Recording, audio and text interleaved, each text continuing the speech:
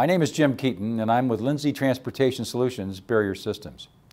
And I'd like to take a minute and commend ARTPA for putting this low-trans conference together, and of course, for the opportunity to discuss innovative strategies for reconstructing urban arterials. As our highways continue to age, state and local agencies increasingly are shifting their focus on maintaining and reconstructing our highways.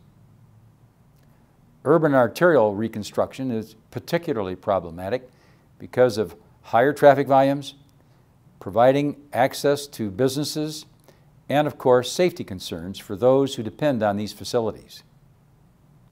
Higher congestion levels can cause frustrating delays, lost time, and increased fuel consumption, which can negatively impact air quality. Vehicle queues can stretch well beyond the roadway being repaired into surrounding networks, sometimes causing delays and disruptions that can cripple local businesses.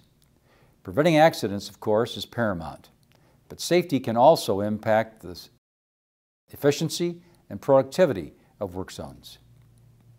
The question of how best to reconstruct and improve highways on urban arterials in metropolitan areas while minimizing disruptions to motorists and surrounding businesses can be very challenging. A good case in point is a recent project in Salt Lake City, Utah.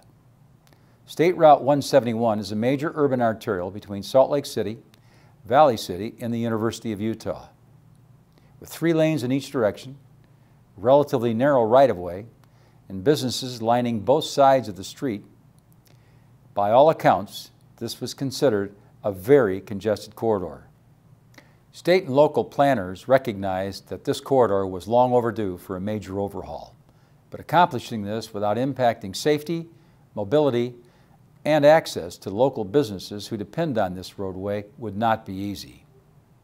The project consisted of reconstructing and widening 1.8 miles of State Route 171 from Bangerter Highway to Constitutional Boulevard. The 2 additional lanes would be dedicated for the first bus rapid transit system for the state, with new sidewalks, curbs, and gutters.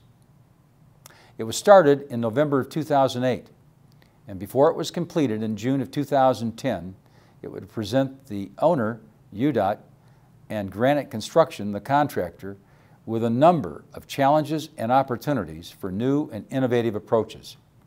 Being sensitive to local community needs, a full road closure was ruled out early, but a partial road closure could work if it would allow safe access to surrounding businesses. On the first phase of the project, one side of the highway was completely closed for construction, and traffic was diverted to the other side. The original traffic control plan called for maintaining 2 lanes in each direction using plastic channelizers to separate and delineate the work zone.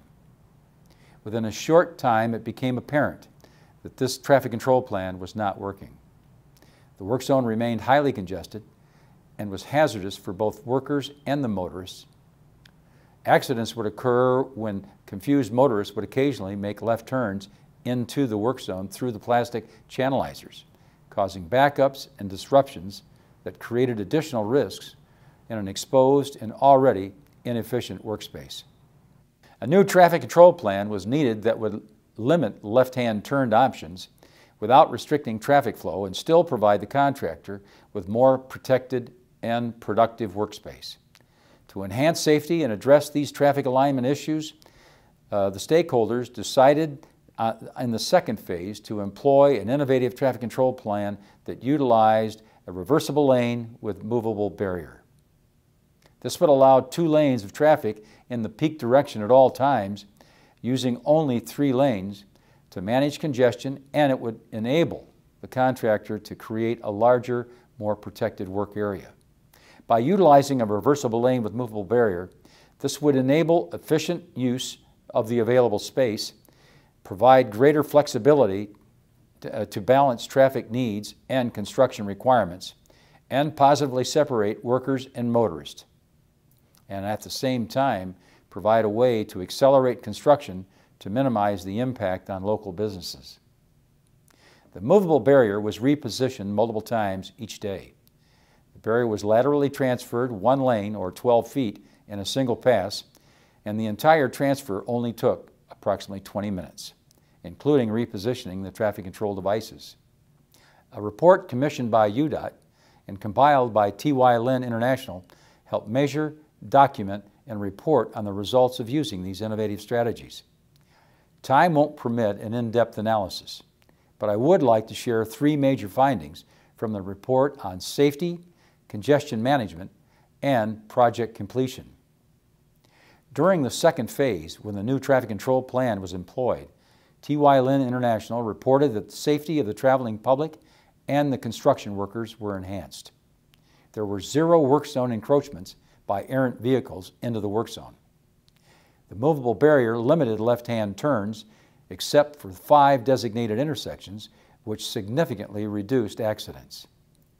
TY Lin estimated that based on the average number of left-hand turns in this corridor, the second phase traffic control plan prevented 20 to 25 left-hand turn crashes, saving an estimated $1 million in accident costs and delays associated with these types of crashes.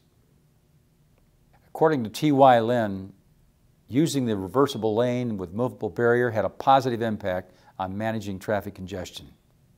Cutting travel time and travel distances and reducing delays and congestion on bypass routes cut overall user delay costs by an estimated $1.3 million.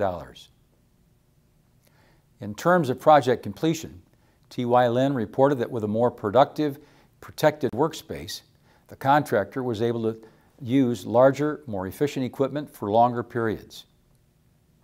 This resulted in the elimination of 1 complete phase on the project and helped accelerate the work schedule, enabling the contractor to finish the project 7 months early.